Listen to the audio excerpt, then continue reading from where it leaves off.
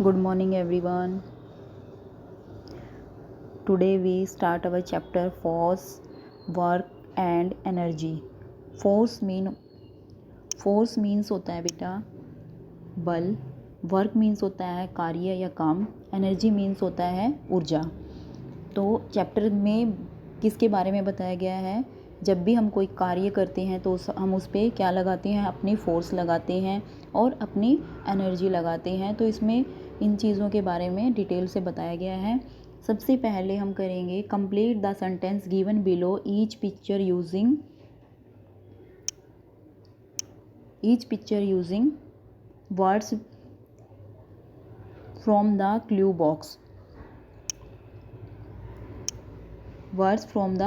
Box. तो इसमें बताया गया है कि जो आपको ये जो सेंटेंस दिए गए हैं, ये सेंटेंस आपको जो ये वर्ड्स दिए गए इनकी हेल्प से आपको ये कंप्लीट करने हैं।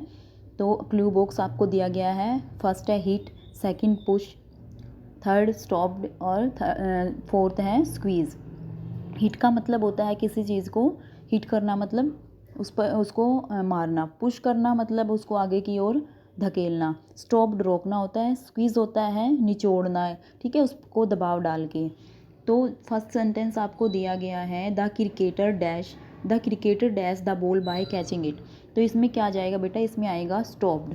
तो फर्स्ट में क्या आएगा? स्टॉप्ड। सेकंड है mother's dash made the swing go faster. जो माँ है वो क्या कर रही है? तेज़ झूला झूला रही है। तो वो क्या कर रही है? पीछे से अपने बेटे लड़की को पुश कर रही है। तो सेकंड में क्या आएगा? पुश आ जाएगा। थर्ड में if we dash a toothpaste tube its shape change. जब हम एक टूथपेस्ट में से पेस्ट निकालते हैं तो उस पर हम क्या करते हैं? स्क्वीज़, मतलब उसको निचोड़ते हैं ना, ऐसे पीछे से पकड़ के, तभी वो बाहर निकलती है उसमें से जो टूथपेस्ट होता है। तो उसकी जो शेप होती है वो चेंज हो जाती है। तो थर्ड में आ जाएगा स्क्वीज़। अब बचा fourth, when the ball dash the window pane it's glass broken. जब बॉल को हम हिट करते हैं विंडो पेन पर तो ग्लास क्या हो जाता है? ब्रोक हो जाता है, मतलब जो शीशा वो टूट जाता है। तो फोर्थ में आ जाएगा हिट आ जाएगा। ओके बेटा।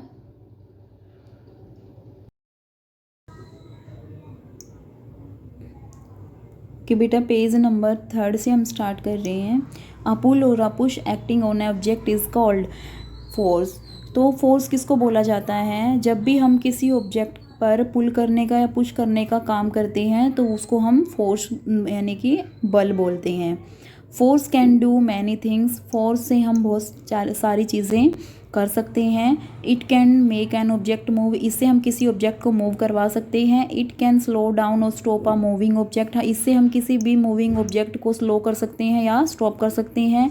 It can change the direction of a moving object. इससे हम किसी भी चलते हुए ऑब्जेक्ट की डायरेक्शन को चेंज कर सकते हैं। It can also change the shape of an object. इससे हम किसी ऑब्जेक्ट की शेप को भी चेंज कर सकते हैं। टाइप्स ऑफ फोर्स के जो टाइप्स होते हैं वो कौन कौन से होते हैं? There are many different types of force, मतलब डिफरेंट टाइप के फोर्स होते हैं। In this class let's study 2 of them. इस क्लास में हम सिर्फ 2 के बारे में ही स्टडी करेंगे, ग्रेविटी एंड फ्रिक्शन। मतलब ग्रेविटी जो गुरुत्वाकर्षण बल होता है और एक फ्रिक्शन जो घर्षण होता है। Both these forces act at all the time on any given object. ये दोनों ही फोर्स होते हैं जो सारे टाइम किसी भी ऑब्जेक्ट पर मतलब काम करते हैं। ग्रेविटी क्या होता है बेटा? ग्रेविटी होता है गुरुत्वाकर्षण बल। What happens when we throw a ball up into the air. मतलब जब क्या होगा अगर हम बॉल को हवा में थ्रो करते हैं, जब हम किसी बॉल को हवा में थ्रो करते हैं मतलब फेंकते हैं। The ball rises up first. इससे क्या होगा? पहले बॉल राइजेज अप मतलब ऊपर की ओर उठेगी। Then it seems to stop. उसके बाद वो हमें स्टॉप मतलब रुकी हुई दिखाई देगी इन मिड एयर, जब वो बीच में होगी, हवा के बीच में बिल्कुल। For a fraction of a second, कुछ सेकेंड के लिए होती है वो। And then falls back to the ground. उसके बाद वो वापस नीचे ज़मीन पर गिर जाती है, आ जाती है। Why it does not keep going up in the air. मतलब ऐसा क्यों नहीं होता कि वो जब हमने उसको एक बार ऊपर की ओर फेंक दिया तो वो हवा में ही गोइंग मतलब वहीं पर चलती रहेगी, ऐसा नहीं होता है ना, वो नीचे ज़मीन पर आ जाती है। This is because the earth, ये किसकी वजह से होता है, earth exert a force on it to pull it down, कि जो भी अर्थ से हमने उसके ऊपर फोर्स अप्लाई किया था वो चीज़ उस पहले उस पुल कर की थी उसके ऊपर, जो भी हमने फोर्स उस पर लगाया था, तो वो चीज़ें जो भी चीज़ जिस भी चीज़ को हम फोर्स लगा के अर्थ से ऊपर की ओर भेजते हैं तो वो नीचे की ओर अपने आप डाउन मतलब नीचे की ओर आ जाती है। This is called the force of gravity, इसी को हम फोर्स ऑफ ग्रेविटी यानी गुरुत्वाकर्षण बल बोलते हैं या फिर सिंपल ग्रेविटी भी बोलते हैं। द फोर्स ऑफ ग्रेविटी, जो फोर्स ऑफ ग्रेविटी होती है, गुरुत्वाकर्षण बल होता है, पुल्स ऑल ऑब्जेक्ट डाउनवर्ड, वो हर ऑब्जेक्ट को नीचे की ओर पुल करता है, मतलब नीचे की ओर डाउनवर्ड मतलब नीचे की ओर आती है जो भी चीज़ें हम ऊपर की ओर फेंकते हैं। And the centre of the earth, मतलब अर्थ के सेंटर की ओर सारी जितने भी ऑब्जेक्ट हैं वो डाउनवर्ड्स आते हैं, किसकी वजह से, force of gravity. What would happen it, कि क्या होगा, if there was no gravity, अगर ग्रेविटी नहीं होगी तो इससे क्या होगा, we would all floating in the air, तो इससे क्या होगा, हम सब हवा में तैरते हुए दिखाई देंगे। अगर हमारी अर्थ पर ग्रेविटी यानी कि गुरुत्वाकर्षण बल हमारी अर्थ पर नहीं होगा तो हम सब हवा में तैरने लगेंगे। ग्रेविटी की वजह से ही जो भी चीज़ें हम ऊपर की ओर फेंकते हैं वो नीचे आ जाती हैं, उसी की वजह से हम ज़मीन पर रह रहे हैं मतलब रह पाते हैं। तो आपको पता होना चाहिए कि the force of gravity on moon is much less than that of earth, की जो मून पर एक ग्रेविटी फोर्स ऑफ ग्रेविटी है वो अर्थ की बजाय कम है। It is around 1/6 the value on the earth, तो इसकी जो वैल्यू है अर्थ से वो कितनी है, 1/6 के अराउंड है। इसके बाद है friction when we roll a ball on the ground, जब भी हम एक बॉल को ग्राउंड पर रोल करवाते हैं, घुमाते हैं या ऐसे फेंकते हैं, इट स्लो डाउन, उससे क्या वो क्या होती है, slow down as it move, जैसे वो मूव कर रही है वो स्लो हो जाएगी फर्दर एंड इवेंचुअली स्टॉप, उसके बाद वो अपने आप स्टॉप हो जाती है कुछ दूर जाके। Why does it not keep on moving for ever, ये क्यों नहीं होता कि वो हमेशा, जैसे हमने उसको एक बार रोल करवा दिया, एक बार मूव करवा दिया तो हमेशा के लिए वो वहीं पर मूव क्यों नहीं होती, मतलब वहीं पर वो हमेशा के लिए चलती क्यों नहीं रहती, वो स्टॉप क्यों होती है। This is because of force called friction, ये किसकी वजह से होता है, ये जो फोर्स होती है, जो एक बल होता है फ्रिक्शन, ये उसकी वजह से होता है। Act in a direction opposite to the direction, जो अपोजिट डायरेक्शन में जो मोशन होता है उसमें काम करती है किसी भी मूविंग ऑब्जेक्ट की। स्लो डाउन और अ स्टॉप डाउन, उसको स्लो करने में और उसको स्टॉप करने में। The force of frictions is laser on smooth surface, जो फोर्स होती है फ्रिक्शन की वो स्मूथ सरफेस पे कैसी होती है, कम होती है। And a rough surface than a rough surface की बजाय स्मूथ सरफेस पर जो फ्रिक्शन होती है वो की फोर्स होती है, फ्रिक्शन फोर्स होती है वो कम होती है। Hence it can be observe that the ball will go further on a smooth surface than on a rough surface, तो इससे हम क्या ऑब्जर्व कर सकते हैं कि जो बॉल होगी वो स्मूथ सरफेस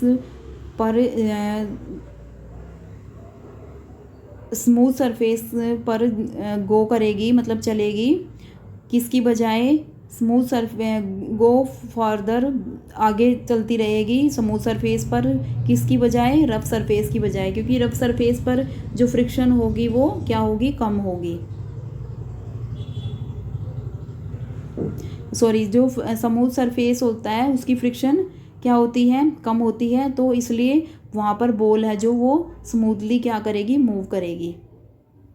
इसके बाद page number 4, friends let's continue page number 4।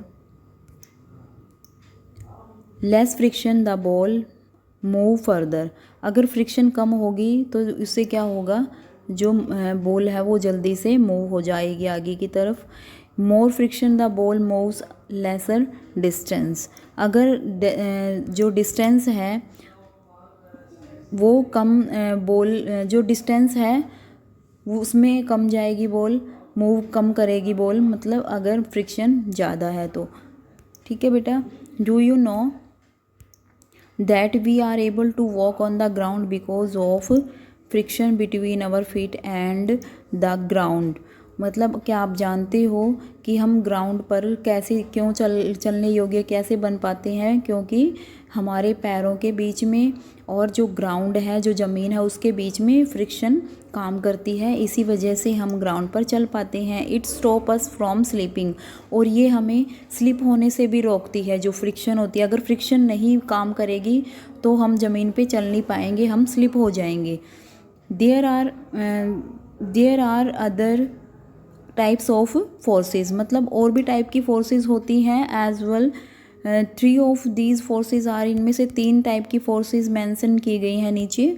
The forces exerted by the muscles, जो फोर्स मसल्स के द्वारा एक्सर्टेड की जाती है ऑफ आवर बॉडी, हमारी बॉडी की जो मसल्स होती हैं उसके द्वारा जो फोर्स एक्सर्टेड की जाती है, जो यूज़ की जाती है, उसको हम बोलते हैं मस्कुलर फोर्स। मतलब मसल्स की जो फोर्स होती है, मतलब जब हम अपनी बॉडी की मसल्स से कोई भी काम करते हैं, जैसे हमें जब हम कोई भार उठाते हैं अपने हाथों से, तो वो उस टाइम हम अपनी जब भी हम कोई भी फिज़िकल वर्क कर रहे होते हैं तो उस टाइम हमारी मस्कुलर फोर्स काम करती है। Various tools and machines use mechanical force to do work. हम कोई भी काम करने के लिए जब टूल्स या मशीन्स का यूज़ करते हैं तो उस टाइम मैकेनिकल फोर्स यूज़ करते हैं। Elastic force is use to move a catapult, जब हम किसी कैटापल्ट होता है, जब हम किसी गुलेल को या किसी ऐसे ऑब्जेक्ट को हम खींचते हैं तो उस टाइम हम इलेक्ट्रिक फोर्स का यूज़ करते हैं। और जो ये ट्राई इट आउट है, इसमें आपका आंसर आ जाएगा बेटा कि ये लिखा हुआ है tick the correct option when you accidentally step on a banana. अगर आपका पैर अचानक से बनाना के peel lying on the road, अब रोड पर कोई छिलका पड़ा हुआ है बनाना का, तो उस पर आपका पैर पड़ जाता है तो you may slip and fall. तो इससे आप क्या हो जाते हो? स्लिप हो जाते हो और गिर जाते हो। ये किस वजह से होता है? क्योंकि the banana peel increase the friction, क्योंकि जो बनाना का पील है उसने क्या कर दिया है? फ्रिक्शन को बढ़ा दिया है between your feet and the road. इसी वजह से आपका पैर क्या हो जाता है? स्लिप हो जाता है। तो इसका आंसर ए हो जाएगा। नेक्स्ट है वर्क। वर्क क्या होता है बेटा? कार्य। In our day to day life the term work is use describe various activities. हमारी डेली लाइफ में जो टर्म है, मतलब जो ये परिभाषा है वर्क की, ये यूज़ की जाती है। हम वेरियस एक्टिविटी करते हैं जैसे कि प्लेइंग, स्टडिंग, कुकिंग एक्सेट्रा। ये सारी जब कोई भी हम एक्टिविटी कर रहे हैं तो उस टाइम हम उस काम को यूज़ करते हैं। मतलब काम यानी वर्क जो टर्म है उसका यूज़ होता है। Scientifically however work done has all together different meaning, लेकिन वैज्ञानिक तरीके से जो वर्क हुआ होता है उसका अलग मीनिंग होता है। Work is said to be done only when we apply a force on an object. Scientifically मतलब वैज्ञानिक तरीके से काम किसे बोला गया है कि काम उस समय डन हुआ माना जाता है जब हम किसी ऑब्जेक्ट पर अपनी फोर्स को अप्लाई कर देते हैं और वो object and the object move in the direction of the applied force. और वो ऑब्जेक्ट जब हमने उस पर फोर्स अप्लाई की है, जिस डायरेक्शन में हमने उस ऑब्जेक्ट पर अपनी फोर्स अप्लाई की है उसमें वो मूव हो जाता है, तो उस समय हम उस काम को क्या मानते हैं कि वर्क डन हुआ है, मतलब काम हुआ है। जब तक वो ऑब्जेक्ट मूव नहीं होगा, जैसे हमने किसी ऑब्जेक्ट पर अपनी फोर्स लगाई है और वो ऑब्जेक्ट अपने प्लेस से मूव नहीं होगा तो इसका मतलब काम नहीं हुआ है। इसके बाद है so scientifically speaking the work done is zero in case of activity like reading, sleeping and thinking. मतलब अगर इसलिए बोला जाता है वैज्ञानिक तरीके से कि काम उस समय ज़ीरो माना जाएगा उन एक्टिविटीज़ में जब हम पढ़ रहे हैं या फिर हम सो रहे हैं या फिर हम सोच रहे हैं, तो इन एक्टिविटीज़ में जो वर्क है वो कैसा होगा? ज़ीरो होगा। ठीक है, ये साइंटिफिकली तरीके से बता रहे हैं। वैसे अगर हम सोचें तो ये भी काम कर रहे हैं हम कि रीडिंग का काम कर रहे हैं, स्लीपिंग का, लेकिन जो वैज्ञानिक तरीके से अगर हम बात करें तो इस काम को हम ज़ीरो मानेंगे।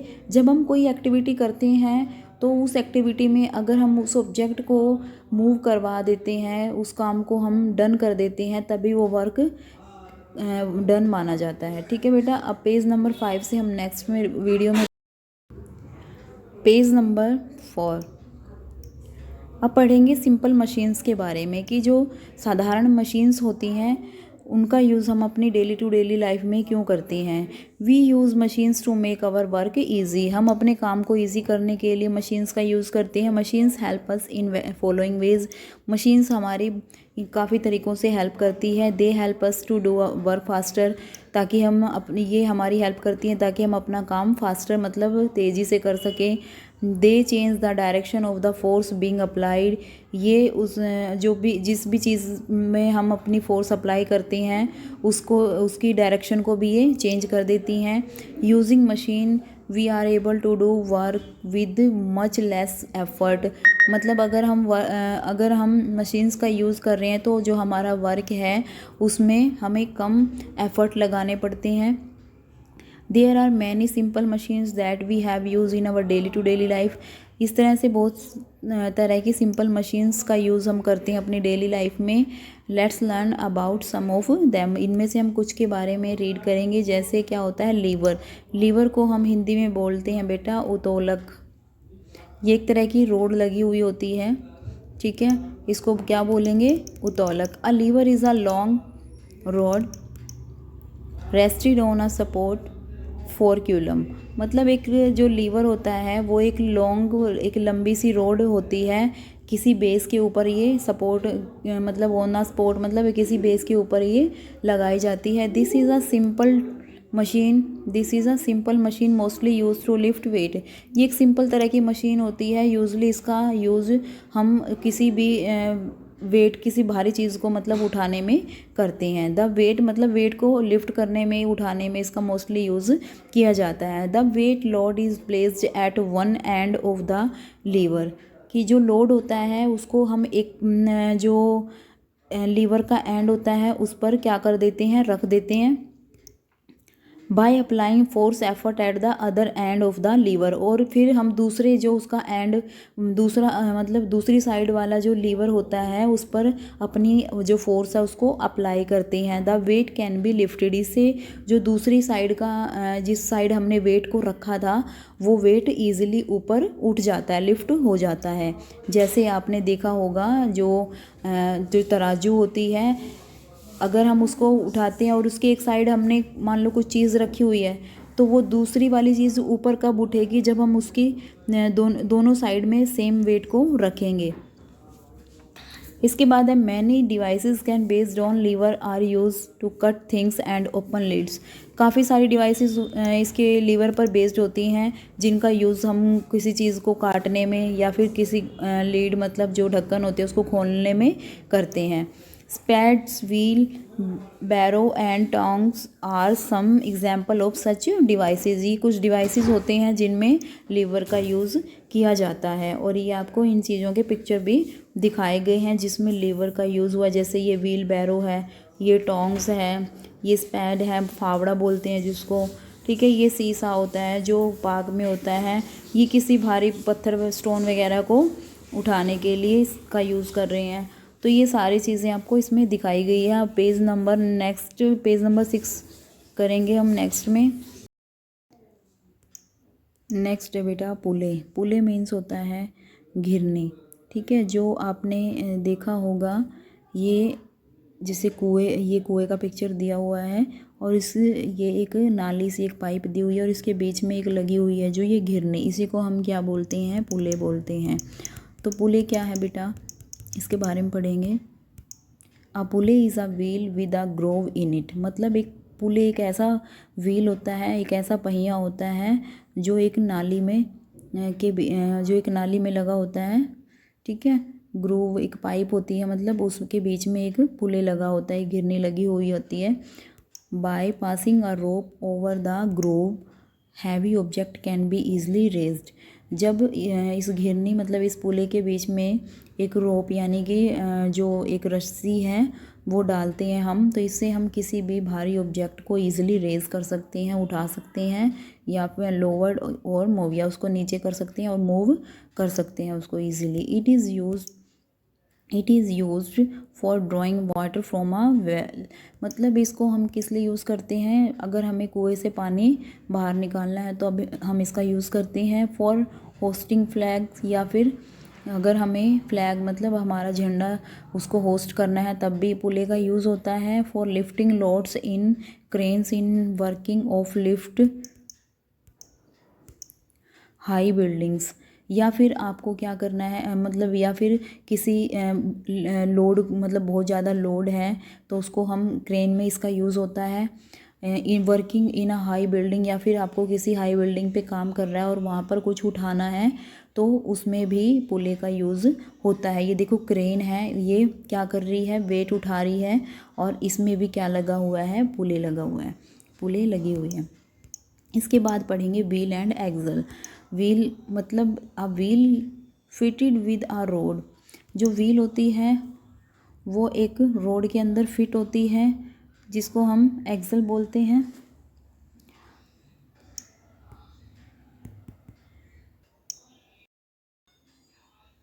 इसके बाद पढ़ेंगे बेटा हम व्हील या फिर एक्सल के बारे में। Wheel and axle.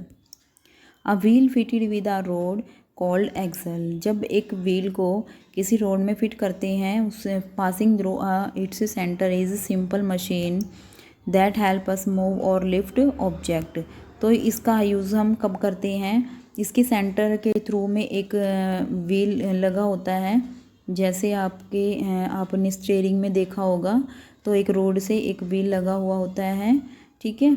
ये सिंपल मशीन होती है जो हेल्प करती है, help us move lift object, मतलब किसी ऑब्जेक्ट को ऊपर की ओर लिफ्ट करने में हेल्प करती है। Some application of wheel and axle. कुछ एप्लीकेशंस, कुछ काम व्हील और एक्सल के, जैसे कि स्क्रू ड्राइवर, ठीक है। स्क्रू ड्राइवर मतलब जैसे पेचकस होता है जो बाईसाइकिल पैडल में इसका यूज़ होता है, स्टीयरिंग में यूज़ होता है, व्हील डोर नॉब भरने में, पेंसिल शॉर्पनर में, या फिर इलेक्ट्रिक फ़ैन के अंदर भी व्हील या एक्सल का यूज़ होता है। ये कुछ एप्लीकेशंस हैं व्हील एक्सल के जिनसे ये कार्य जो इसमें यूज़ होते हैं।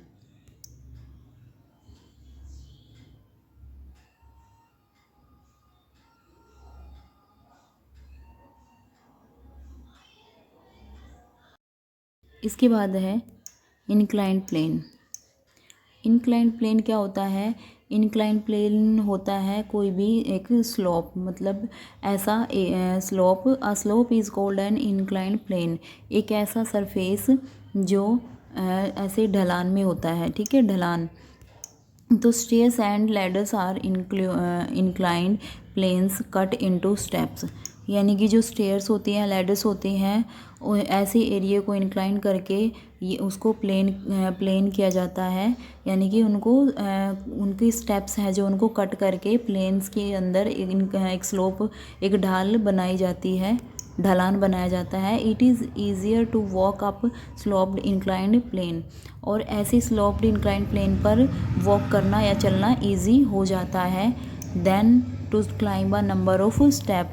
बजाय स्टेप्स मतलब कि चढ़ने के, स्टेप बाय स्टेप चढ़ने के बजाय उस स्लोप पर, उस ढलान पर चलना ईजी होता है। बेटा ये आपने हॉस्पिटल्स वगैरह में देखा होगा कि जो पेशेंट्स होते हैं या फिर जो हैंडीकैप पर्सन होते हैं जो सीढ़ियों से, स्टेयर से नहीं चढ़ पाते, तो उनके लिए एक ऐसा वो बनाया जाता है, एक ऐसा स्लोप या इंक्लाइन प्लेन तैयार किया जाता है जिसे उनको व्हील चेयर पर बिठा के या फिर ऐसे ही वॉक करके वो ऊपर डायरेक्ट ऊपर वाली बिल्डिंग में पहुंच जाते हैं, ठीक है। तो इनका यूज़ कहाँ होता है इंक्लाइन प्लेन का, in hospital, trolleys carrying patients, मतलब ट्रॉलीज में बिठा के पेशेंट्स को लेके जाया जाता है। Are usually pushed up along inclined plane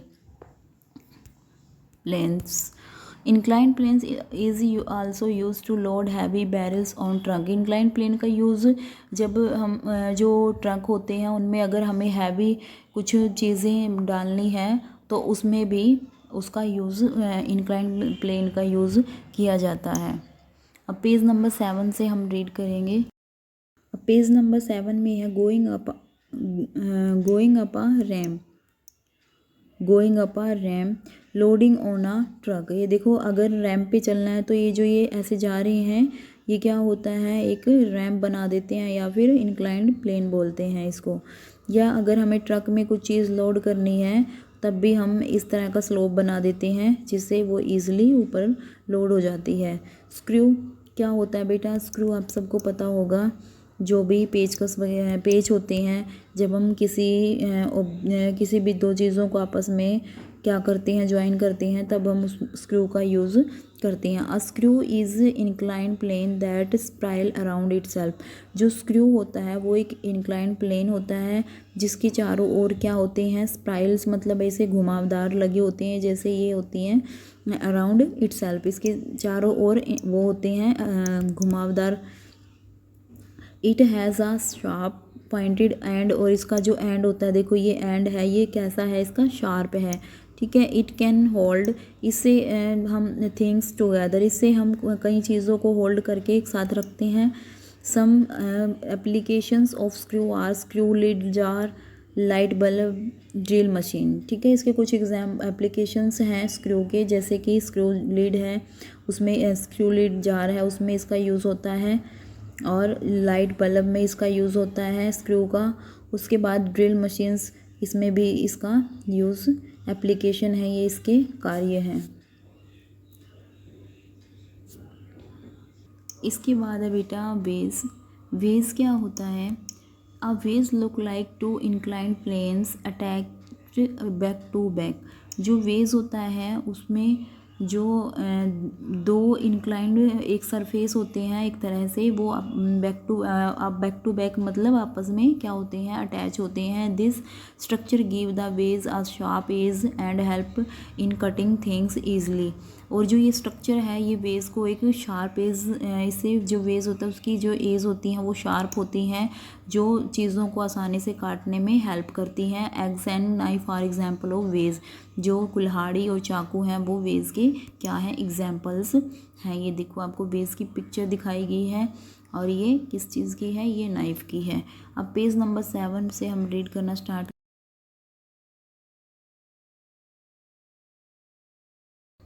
page number 8 पे आ जाएंगे, सॉरी पेज नंबर 8 पे आएंगे। Give one example of is the following. आपको हर एक का एक एग्जाम्पल देना है जो अभी हमने पीछे पढ़ा है। A simple machine that help you raise heavy things by pulling downwards. आपको एक सिंपल मशीन का एग्जाम्पल देना है यहाँ पे, जिससे आप हैवी थिंग्स को पुल डाउनवर्ड्स मतलब बाय पुलिंग डाउनवर्ड्स, नीचे से ऊपर क्या कर सकते हो, रेज कर सकते हो, ऊपर उठा सकते हो। तो इसमें आप क्या लिखोगे, इसका आपका जो एग्जाम्पल है वो हो जाएगा बेटा, वो आएगा आपका, या तो आप क्रेन लिख दो, ठीक है, या फिर आप पुले लिख दो, पुले क्या आएगा इसमें, पुले आ जाएगा, या फिर क्रेन लिख सकते हो, दोनों में से कोई भी लिख दो। अ simple machine that help you cut thing. Simple machine जिससे आप कोई चीज़ कट कर सकते हो, ये भी ईजी है, नाइफ लिख दो, या फिर एग्स लिख दो, AXE, दोनों में से कोई भी लिखो। थर्ड है C, a simple machine that make it easy to climb up to a height. मतलब एक ऐसी सिंपल मशीन जिससे आप ऊपर हाइट पर आसानी से क्या कर सकते हो, क्लाइंब कर सकते हो, चढ़ सकते हो। तो इसमें आ जाएगा, इसमें आपका क्या आएगा बेटा, इसमें आएगा आपका स्लोप, इसमें आ जाएगा स्लोप। एनर्जी क्या होता है, एनर्जी होता है ऊर्जा। We all need energy to do work. हम सबको काम करने के लिए एनर्जी की ज़रूरत है। Even machines require energy to do work. Even की जो मशीन काम करती है उनको भी काम करने के लिए एनर्जी की ज़रूरत होती है। Energy is the ability to do work. जो एनर्जी होती है वो काम करने की एक क्षमता होती है। There are many different form of energy.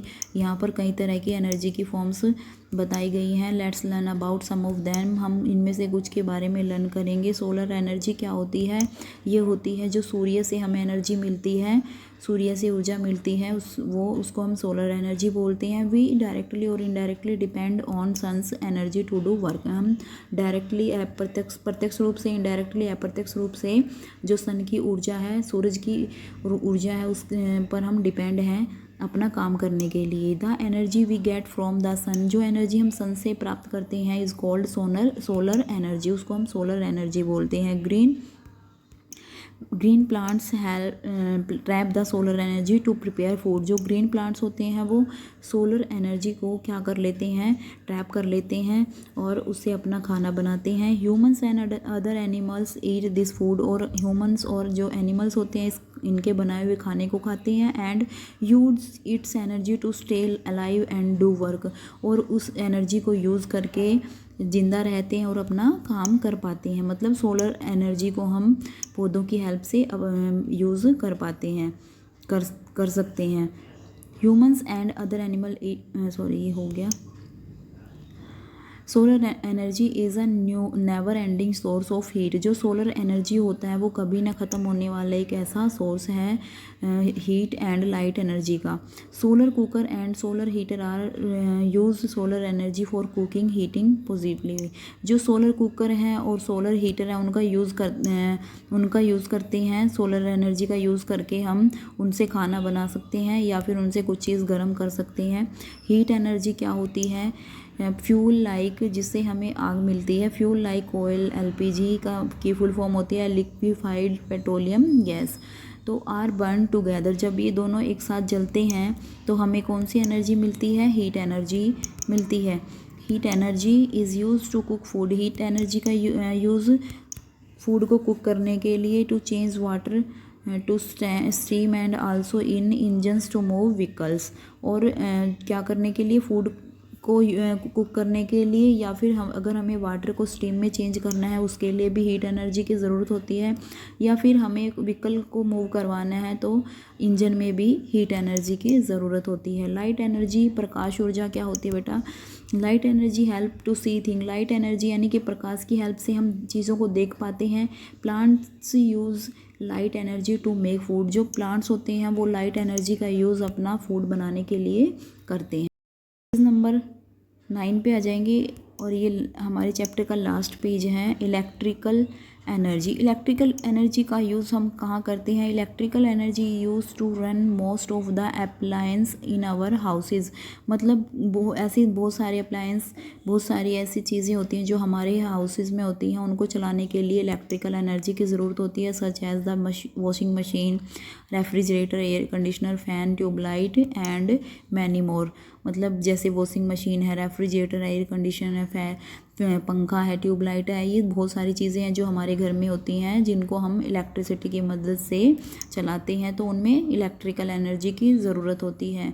In some appliance electrical energy use to produce heat, कुछ ऐसे अप्लायंस होते हैं जिनमें इलेक्ट्रिकल एनर्जी का यूज़ हम हीट को प्रोड्यूस करने के लिए करते हैं। Energy from the wind and water, next क्या है कि एनर्जी हमें वाइंड यानी हवा और पानी से भी प्राप्त होती है। We can also harness the energy from wind and moving water, हम जो एनर्जी है वाइंड और मूविंग वाटर से भी प्राप्त करते हैं। वाइंड मिल्स वर्क, जो हवा होती है वो उसकी वजह से जो वाइंड मिल्स होते हैं वो काम कर पाते हैं, जो ये लगे होते हैं जिनकी वजह से फिर इलेक्ट्रिसिटी पैदा की जाती है। Wind mills are use to generate electricity, और इन वाइंड मिल्स का यूज़ इलेक्ट्रिसिटी को जनरेट करने के लिए किया जाता है। Moving water is also use to generate electricity, और जो चलता हुआ पानी होता है उसका यूज़ करके इलेक्ट्रिसिटी को क्या किया जाता है, जनरेट किया जाता है, बनाया जाता है। We should never waste energy, इसलिए हमें कभी भी एनर्जी को, जो हमारी एनर्जी है उसको, जो भी है डिफरेंट टाइप की हमने एनर्जी पढ़ी है उनको वेस्ट नहीं करना चाहिए। We should switch off light and fans when not in use, हमें लाइट्स और फैन को स्विच ऑफ कर देना चाहिए जब हम उनका यूज़ नहीं कर रहे हैं, क्योंकि ये हमारी लाइफ में काफ़ी इम्पोर्टेंट रोल प्ले करती हैं और इसलिए हमें एनर्जी को सेव करके रखना चाहिए, इनको वेस्ट नहीं करना चाहिए। ओके बेटा, ये चैप्टर यहाँ पे आपका फिनिश हो गया है। ठीक है, मुझे सुनने के लिए आपका धन्यवाद, थैंक यू वेरी मच। अगर आपको ये चैनल अच्छा लगता है तो please like, share and subscribe ज़रूर करें, ताकि जो भी आगे मैं वीडियो बनाऊँ आपको उसका नोटिफिकेशन पहले मिल जाए। ओके बेटा, बाय।